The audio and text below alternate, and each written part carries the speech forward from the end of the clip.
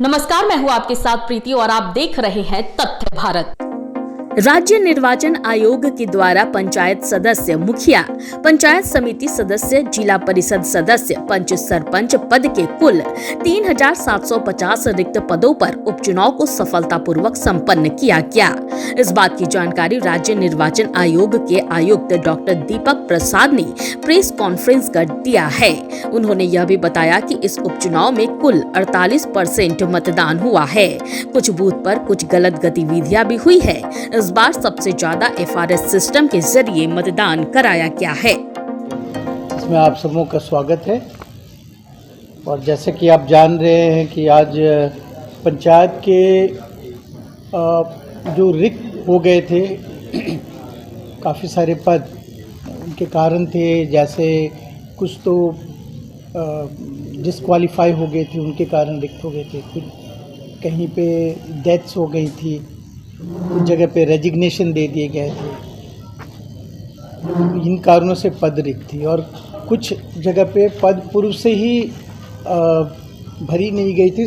विशेषकर पंच के जो पद थे वो काफ़ी खाली रह गए थे, 1200 के करीब। तो उन सभी पे उपचुनाव आज था पंचायत का। और लगभग इसमें अगर देखेंगे तो जो हमारे टोटल 1500 के करीब पद थे, उसमें से निर्विरोध जो चुने गए इस बार ऑलमोस्ट 900 के करीब निर्विरोध चुने गए। तो 242 के अभी कंटेस्ट चल रहे थे, 242 पद के लिए। उसमें से आपको सर्कुलेट हम लोगों ने किया है। मुखिया उसमें से 20 के करीब थे जो मुख्य, और जिला परिषद के 3 थे। वैसे जिला परिषद के 4 पद हुए थे, बट 1 पद निर्विरोध ही चुन लिए गए थे। तो 3 पद जिला परिषद के थे, और बाकी आपके पंच और सरपंच के करीब 30 थे, और बाकी से पंच और वार्ड सदस्य। और आज जो चुनाव थे उसमें करीब 7 लाख के करीब वोटर्स थे, इलेक्टर्स थे, करीब 7 लाख के करीब। और आपके 1335 बूथ उसमें इन्वॉल्व थे, और 36 जिले इन्वॉल्व थे। तो आज जो चुनाव हुए, तो जैसा कि हर बार, इस बार भी हम लोगों ने टेक्नोलॉजी का बहुत इस्तेमाल किया। और पुरानी हमारी टेक्नोलॉजी काफ़ी परिपक्व हो गई। स्पेशली पोल डे को जो हम लोग FRS का इस्तेमाल करते हैं, फेशियल रिकग्निशन सिस्टम, वो काफ़ी कामयाब रहा।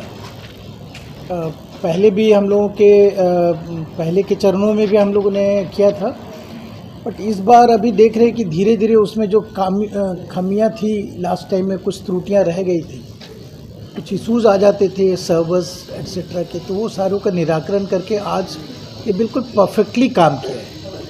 1335 बूथ में 1200 में से अधिक बूथों में ये पूरा FRS काम किया है। 100 बूथ्स के लगभग थे जहाँ पे FRS नहीं काम कर पाया उसमें, क्योंकि कुछ स्पेसिफिकेशन होते हैं, कुछ खामियां अभी भी है। जैसे उसका मोबाइल का एक स्पेसिफिकेशन होता है जो लेकर के जाना होता है। समहाउ जो स्टाफ इसके लिए डिप्लॉय किए गए थे, उन्होंने संभवतः मोबाइल का स्पेसिफिकेशन जो था वो नहीं ले गया।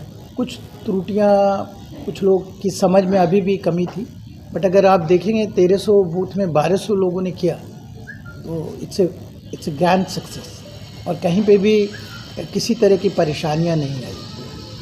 और उसके नतीजन लगभग हम लोगों ने बोगस वोट, जो एक्चुअली एक FRS का जो उद्देश्य हमारा ये है कि हम लोग का उद्देश्य ये है कि जो जेन्युइन वोटर्स हैं उनके वोट का कोई मतहरण ना करे। जो वोटिंग राइट्स हैं वो हम प्रोटेक्ट कर पाएँ। क्योंकि काफ़ी बार ऐसा होता है कि आपका वोट, जैसे आप वोट डालने जाएं और पता चले कि किसी और ने आपके नाम पे इम्पर्सनेट करके वोट डाल दिया है, या फिर कहीं कहीं पे ये बूथ कैप्चरिंग भी हो जाती है। प्रभावशाली लोग और सबों के नाम का वोट डाल देते हैं।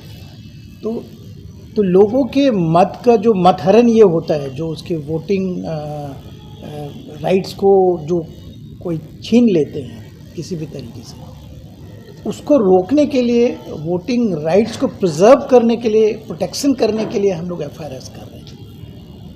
इससे ये होता है कि आपका वोट कोई और नहीं डाल पाएगा, आपका वोट मत आपका सुरक्षित रहेगा।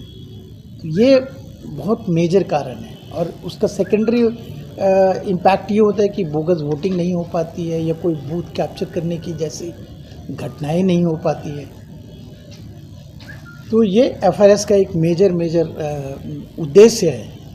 और आज भी इस बार भी हम लोगों ने देखा, और FRS 3 तरीके से करते हैं। डिटेल हम विजय जी से अनुरोध करेंगे कि वो बताएंगे सब्सिक्वेंटली। बट प्राइमरली जो FRS करते हैं, एक तो आपके बूथ पे आपके जो कार्ड्स लेके आते हैं, आपके जो हमारे पास, अच्छा इसमें ये भी स्पष्ट कर दें कि हम लोग कोई नया डेटा नहीं ले रहे हैं या रिकॉर्ड कर रहे हैं। जो डेटा है वो हमारे पास ऑलरेडी डेटा है, वोटर्स के name, age, photograph, electoral roll में हमारे पास है। इसलिए हम काफ़ी बार होती है कि आप डेटा एकत्रित कर रहे हैं, हम कोई डेटा एकत्रित नहीं कर रहे हैं। हम सिर्फ हमारे पास जो डेटा है उससे हम सत्यापन कर रहे हैं, मिलान कर रहे हैं। तो ये डिफरेंस है, हम कोई किसी के डेटा को नहीं, बस हमारे पास जो डेटा ऑलरेडी है पहले से इलेक्टोरल रोल की, और जो कि पब्लिक डोमेन में है, उसी का हम सिर्फ सत्यापन करते हैं। तो एक तो ये भ्रांति काफ़ी बार हो जाती है कि डेटा को रिकॉर्ड कर रहे हैं कैसे, और ये वॉलंटरी भी है, मतलब कंसेंट के साथ हम करते हैं। जो कंसेंट देते हैं, कंसेंट इज़ मैंडेटरी, हम फिर भी हम कंसेंट लेते हैं। और जो एक्ट के और हमारे जो IT एक्ट हैं और हमारे जो एक्ट में प्रोविज़न है उसके आलोक में किए जाते हैं। और सारे सिक्योरिटी और प्रिवेसी का पूरा सारे जो एहतियात हैं वो सारे बरते जाते हैं। और ये बहुत लिमिटेड पीरियड के लिए है। वेरिफिकेशन क्या है, इलेक्शन ख़त्म हुआ, वो डेटा फिर हमारे पास भी नहीं रहते।